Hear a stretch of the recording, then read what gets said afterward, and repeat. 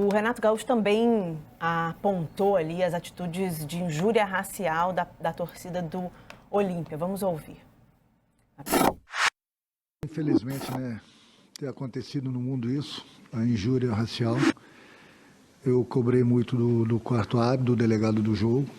Passamos para a nossa diretoria agora. Eles vão tomar as devidas providências, porque isso choca, isso entristece. Isso realmente é uma coisa muito triste, que acontece não só no Brasil, mas no mundo todo.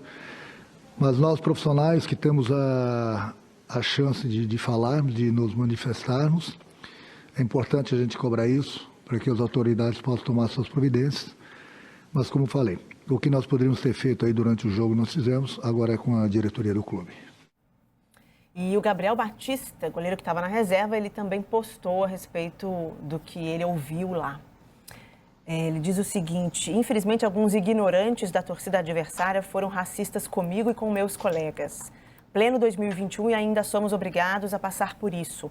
É inacreditável, em letras garrafais, e lamentável que ainda exista esse tipo de postura e pessoas ruins e fracas de espírito. Não há mais espaço para isso e não nos calarão. Aí a gente roda para vocês também o vídeo da torcida, né?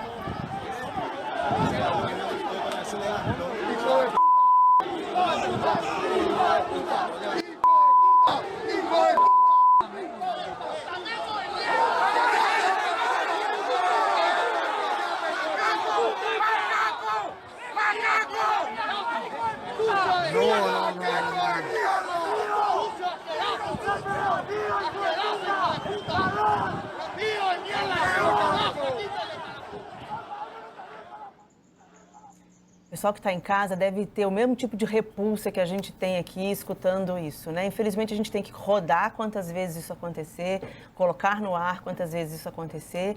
E assim como o Gabriel fez de postar, vai parecer que está enxugando gelo, vai parecer que não está resolvendo nada, mas normalizar não é o caminho possível, né? Vamos colocar na conversa com a gente o Marcelo Carvalho, que é diretor do Observatório da Discriminação Racial, para a gente abordar este tema mais uma vez. Marcelo, seja bem-vindo ao programa. A gente estava aqui com você ontem falando sobre a ineficiência das redes sociais em combater atos de racismo e injúria racial na Premier League. E a gente vê, aí não foi no ambiente virtual, foi no ambiente do estádio, tão logo a torcida voltou para o estádio, né? Como é que você vê esse reinício de torcida em estádio e mais um caso em que temos que ouvir macaco voltado a um jogador de futebol negro? Bom dia, bom dia, Gabriela, bom dia, Ebony, bom dia, Diogo, bom dia a todos que estão nos ouvindo. Infelizmente, o futebol está voltando e estão voltando junto com o futebol os atos de racismo. Mais uma vez, a Libertadores está nos mostrando o quanto é difícil combater o racismo na América Latina, o quanto é difícil combater o racismo no Brasil, o racismo nos estádios. O futebol volta e com ele, infelizmente, voltam os atos de racismo. Marcelo, você que faz um acompanhamento há alguns anos, né, sobre casos relatados, né? Como é que estão os dados que a gente tem até agora, 2021, mesmo com a pandemia, e que tipo de relato você tem recebido? Nós estamos prestes a lançar o relatório 2020, com os casos que ocorreram no ano passado. Digamos assim, se nós formos pensar apenas em números, os casos diminuíram pela metade em relação a 2019. 2019 foram 67 denúncias e 2020 foram 31 denúncias. Mas a gente precisa lembrar que em 2020 nós não tivemos, na maior parte do tempo, torcedores nos estádios. Então esse número de 31 casos em 2020 é para nos deixar ainda mais preocupados. Afinal de contas, nós não tivemos torcidas, né? Então esses casos de racismo não vão estar ligados a torcedores, que é muitas vezes o que os clubes alegam, que não tem como identificar os torcedores que cometem racismo. E agora, em 2021, de novo, porque nós estamos iniciando o futebol com torcedores e nós já temos monitorados 28 denúncias de racismo no futebol brasileiro. Ou seja, É um número que continua muito alto. É um número que continua crescendo muito porque a gente não vê, por parte de quem comanda o futebol, seja no Brasil ou na América Latina, ações de combate. Ação de combate. A gente não vê, por exemplo, o que foi colocado agora na Premier League, que é a possibilidade de exclusão dos torcedores que cometerem racismo, tanto no estádio como na internet. Aqui no Brasil e na América Latina, a gente fala de racismo, a gente traz os números, a gente aponta que o racismo está muito presente, mas infelizmente estão faltando ações de combate. A Conmebol se coloca da mesma forma há alguns anos, né, Marcelo? Desde que você lançou o trabalho de monitoramento, a gente discute a respeito de como que em competições internacionais, no Brasil também, mas internacionais, elas têm sido quase que 100% das partidas, né? Algumas são captadas, outras não são captadas. A postura da Conmebol, como ela poderia ser diferente? A postura da Conmebol, ela nos intriga porque nós não temos, por exemplo, na Conmebol, esse julgamento dos casos de racismo como a gente tem na Justiça Desportiva Brasileira. Então, o caso de racismo que aconteceu ontem, a Conmebol possivelmente vai ficar sabendo. Mas ela não informa se esse caso vai ser julgado e qual foi a decisão desse caso. Em determinado momento, daqui a pouco, nós vamos receber a informação, o público em geral, que esse caso pode ter sofrido uma punição. Mas a gente não consegue acompanhar se a Conmebol está sabendo do caso, se ela vai julgar ou não o caso. O ano passado, em 2020, dos casos de racismo relatados em torneios sul-americanos, nós tivemos um caso que foi punido. E quem informou a punição foi o clube. O clube que foi punido informou que estava sendo punido pela Conmebol e iria pagar uma multa, se eu não estou enganado, de $20 mil. Por que isso? Porque, infelizmente, a Conmebol não presta contas à sociedade brasileira, à sociedade não só brasileira, né, mas a sociedade do esporte, dos casos de racismo que ela tem conhecimento e as decisões que ela toma a respeito desses casos. E que caso foi esse, Marcelo? Para a gente tentar entender por que nesse teve punição? Quando eu falei o caso, eu tentei puxar pela memória agora o caso. Eu não vou lembrar, mas depois eu te mando uma informação e aí você pode, no meio do programa, ainda falar a respeito dele. Mas foi um caso, se eu não estou enganado, foi um caso da Sul-Americana no ano passado, que os torcedores do clube cometeram racismo, era um jogo contra o clube brasileiro, e esse clube foi punido. E depois até te passo essa informação. Mas é isso, essa informação, como eu disse, ela veio do próprio clube, não veio da Conmebol. O clube que informou que estava sendo punido e queria pagar essa punição sem entrar com recurso, porque ele reconhecia a culpa. Ele reconhecia que os seus torcedores tinham sido racistas. Perfeito. Diogo, a gente tem visto maior participação ou manifestação de jogadores, né? Assim, se a gente pode olhar de alguma forma com algum otimismo o cenário, talvez seja pelo prisma de que, sim, você tem ali o Renato Gaúcho falando disso em coletiva, você tem o Gabriel Batista denunciando nas suas redes sociais, o que mostra, inclusive na fala, ele diz o seguinte: não há mais espaço para isso e não nos calarão. É algo que deixou de ser normalizado, né?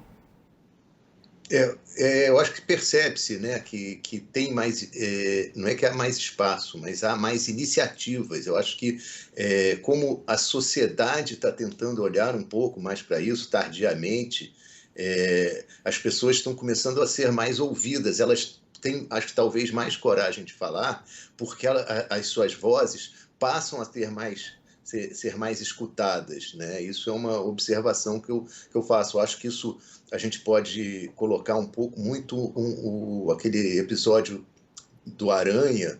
Eu acho que ele foi muito significativo para uma mudança de postura também, principalmente nos jogadores de futebol do Brasil, né? Aquele episódio do Aranha foi muito doloroso para quem viu, imagine para o Aranha, né? Mas eu acho que dali em diante os jogadores passaram a ter um pouco mais de coragem e não deixar passar. E junto com o movimento mundial, né? Isso não é uma coisa assim. A gente costuma muito falar do futebol, mas o futebol faz parte da sociedade, né? Ele repete comportamentos da sociedade, né? A gente vê que na sociedade, que no mundo todo, este é um tema recorrente, né? Os principais esportistas do mundo têm se posicionado, né? Então cobra-se um pouco, até cobra-se mais engajamento e envolvimento em lutas, mesmo quando não seja só pessoal, né? Um problema que tenha acontecido com ele, com aquela pessoa, com aquele jogador, mas a gente cobra das principais estrelas, né? Que tem algum posicionamento. Então, eu acho que são coisas que não estão, que vêm com o passar do tempo, né? A sociedade no mundo todo está mudando, e cada vez tem que ter menos espaço para esse tipo de coisa. Vai mudar de um dia para o outro? Não vai, isso é uma luta de anos, mas que a velocidade está aumentando um pouquinho, o espaço, as pessoas estão sendo mais escutadas, estão sendo mais levadas em consideração. Sabe? Eu acho que antes era assim, é mais uma reclamaçãozinha aí e pronto, passava. Ainda que a Conmebol, né, Marcelo, continue não sendo transparente, né, e que aqui os clubes e as entidades prefiram... Não, isso é um problema para a justiça, né, se eximir em vez de punir os seus torcedores ou fazer punições aos clubes. Né? Pune os clubes severamente, perde ponto. Jogo com injúria, se ganhou, perde ponto, exclui, pensar coisas severas, né? Porque o que acontece é sério, então tem que ter uma punição do tamanho da infração. Eu queria mostrar aqui alguns comentários que mostram que a indignação não é só da imprensa e só das vítimas.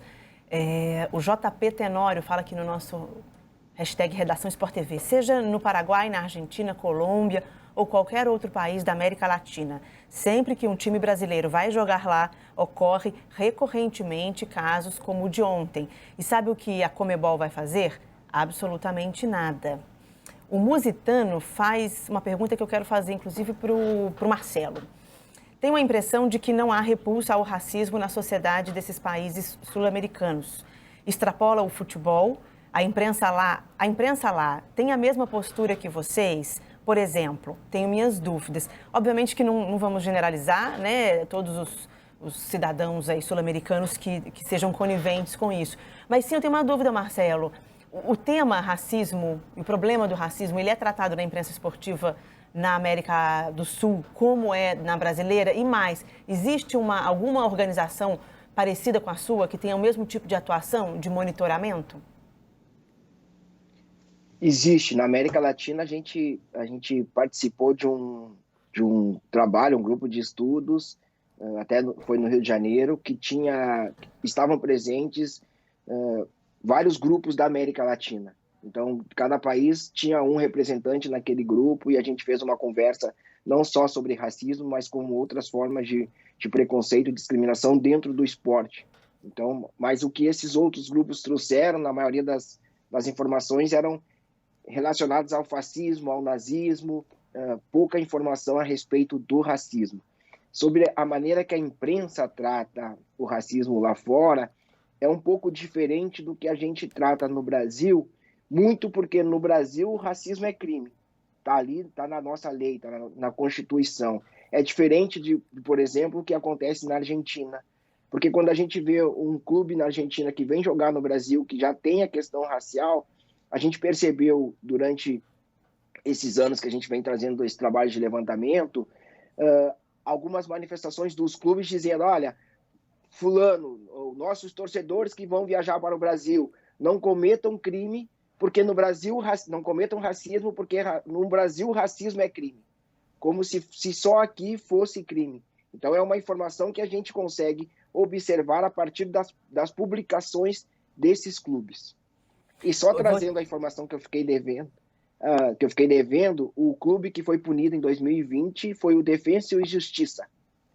Num jogo contra o Santos. Se eu não estou enganado, foi um jogo contra o Santos. A gente foi pesquisar. Isso. Defensa e Justiça. E logo com esse nome, né? E agora, Marcelo, só um conselho, ó. Cuidado quando você estiver na bancada com a repórter como a Gabi. ela não vai deixar passar, ela vai fazer a pergunta, tem que vir preparado. O Marcelo aí, sabe que ele tem uma grande enciclopédia. Meu, né, mas eu só botei essa bola no pé dele, porque eu converso com o Marcelo há tantos anos, eu já fiz tantas notas a respeito dos dados, que eu sei que eu pego qualquer detalhezinho ele tem ali nas planilhas dele. Mas o Éboli quer falar. Não, o primeiro é dizer que o trabalho do Marcelo é fantástico, é fundamental o trabalho do Observatório, porque nos coloca, né, exemplos, números, evidências, né, e mostram, são situações que mostram que o cenário ainda é muito grave, o cenário ainda precisa de muita evolução. Sobre Conmebol, Gabi, você conhece muito bem. A Conmebol, ela é absolutamente omissa em assuntos delicados, né, em assuntos que envolvem e que exigem um posicionamento mais firme, né, um posicionamento mais forte, principalmente em questões sociais, questões políticas. A Conmebol não se mete. Ela tenta fazer algo assim meio que protocolar, o que é péssimo para essa discussão. Uma punição de $20 mil para um clube que fatura milhões é pior do que não punir. Porque uma punição como essa dá uma sensação de superficialidade a um assunto extremamente denso. Banaliza a discussão. Paga qualquer coisa aí que está tudo certo. Não está tudo certo, não. O Diogo tocou num ponto que é muito importante, você também na introdução falou sobre isso. A gente cobra tanto aqui, fala tanto aqui da importância do ídolo, né, em várias discussões, e nessa, o posicionamento do ídolo é fundamental. O posicionamento com palavras, posicionamento com gestos, com atitudes. Porque o ídolo dita comportamento, o ídolo muda comportamento, ajuda a mudar. Não dá para colocar tudo nas costas de um grande ídolo esportivo, mas no uniforme do ídolo está isso, o de influenciador, né? Hoje nós temos os influenciadores digitais e os ídolos do futebol são, já há muito tempo, grandes influenciadores de comportamento. O relacionamento de um torcedor com um clube é um relacionamento de absoluta fidelidade. Então, cabe ao clube também virar para o torcedor e falar: eu não quero torcedor racista torcendo por mim, eu não quero torcedor preconceituoso torcendo por mim, eu não quero. A posição tem que ser mais firme, tem que ser mais clara. O clube precisa despertar o olhar do torcedor para essa situação, porque é uma situação muito mais macro, que envolve sociedade, mundo, né? Mas o futebol, ele é um micro-organismo dentro desse nosso mundo e que repete muitas das nossas atitudes no dia a dia. E muitas vezes de maneira amplificada. A gente cansa de falar que no estádio o torcedor se sente no direito de fazer qualquer coisa. E não é assim. Eu fico muito triste, Gabi, para finalizar da minha parte, fico muito triste de ver uma retomada de público que já nem deveria estar acontecendo, mas torcedores que deveriam se sentir privilegiados de ter a oportunidade de ver novamente seu time no estádio, entrarem no estádio sem qualquer tipo de evolução. Deveriam apresentar na entrada do estádio teste negativo de Covid e um teste de que evoluíram como seres humanos num momento tão difícil da nossa humanidade. Sim. O Éboli, você tocou num ponto que é só para a gente encerrar aqui a parte de Flamengo, do assunto racismo, no caso vítima, né? O Renato Gaúcho diz que está nas mãos da diretoria cobrar uma atitude, né? A gente ainda não tem notícias de se a diretoria fez alguma reclamação formal à Conmebol, se relatou isso de alguma outra forma às autoridades. No Twitter do clube, eu estou navegando aqui, ainda não tem nenhuma menção, tá? A questão do racismo do qual o Flamengo foi vítima, né? Vamos avançar no tema e aí mostrando o quanto que o racismo é estrutural, né? Estrutural significa estar nas nossas estruturas, na nossa forma de pensar e na nossa forma de agir. Aí agora falando do Kaique, jogador do Botafogo, que também foi vítima. A gente tem uma matéria para mostrar a respeito do Kaique, ele falando que foi reclamando de uma abordagem feita pela polícia. Ele foi com um amigo abordado por policiais e foi tratado como bandido. E aí as redes sociais oficiais do clube, do Botafogo, postaram. O Botafogo repudia o episódio de racismo, o nosso atleta Kaique manifesta apoio ao jogador. Vamos ouvir. Pô, fomos parar dali novamente. Os polícias fizeram inúmeras perguntas tendenciosas, insinuando, ou em outras palavras, que éramos bandido, que éramos traficantes, que éramos usuários de droga. Não pode ser preto, tá num carro maneiro. Não pode ser preto, tá num lugar maneiro. Não pode ser preto, tá com a meta no bolso. Entre outras coisas aí que vocês já sabem. Tô passando aqui pra mostrar a minha indignação, tá ligado? Porque, tipo assim, mano, a gente rala pra caramba pra conquistar tudo que a gente tem hoje. Fui parado, fui tratado como bandido. O amigo que tá aqui comigo também foi tratado como bandido por morar na favela. E eles pensam o quê? A gente é trabalhador, pô. A gente acorda cedo, a gente vai atrás, a gente vai na luta. Não cai nada do céu, não. Tem que acabar esse negócio. Tô vindo aqui falar porque vocês também têm que expor a indignação de vocês. Vocês têm que expor a indignação de vocês. Porque, como acontece comigo o tempo todo, quantas pessoas mais devem acontecer? Marcelo, é o ídolo dando o exemplo, como o Éboli clamou ali, né?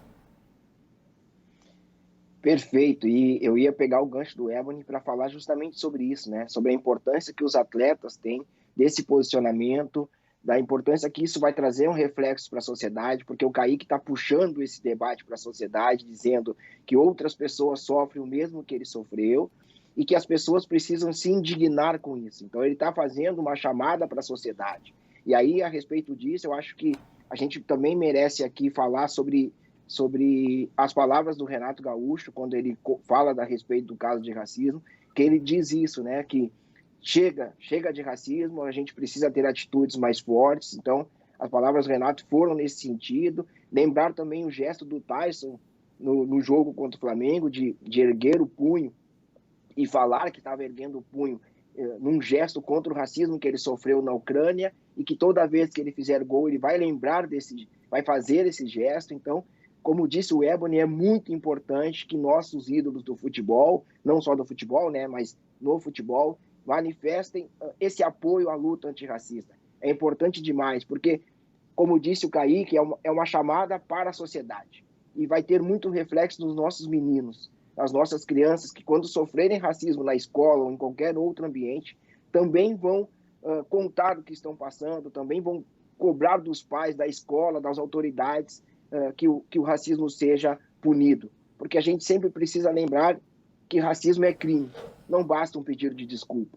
É preciso cobrar das autoridades punições para quem comete racismo, e as manifestações dos atletas é muito importante nesse sentido. É isso, Marcelo. Eu agradeço a sua participação aqui com a gente, fazendo só um último comentário antes da gente ir para o intervalo a respeito do que o Éboli falou, de que a Conmebol é muito fraca no sentido e muito omissa de se manifestar a respeito de questões sociais. Até o momento, desde o dia 4 de junho, em que a gente revelou aqui denúncias de assédio sexual e moral por parte do presidente da CBF, e ele foi afastado e tem procedimento judicial correndo, além de ético, na CBF, até o momento, a Conmebol ainda não nos deu uma manifestação nesse sentido de como avalia o teor das denúncias. Marcelo, obrigada pela participação. A gente vai para um breve intervalo aqui no Redação Sport TV e volta já já.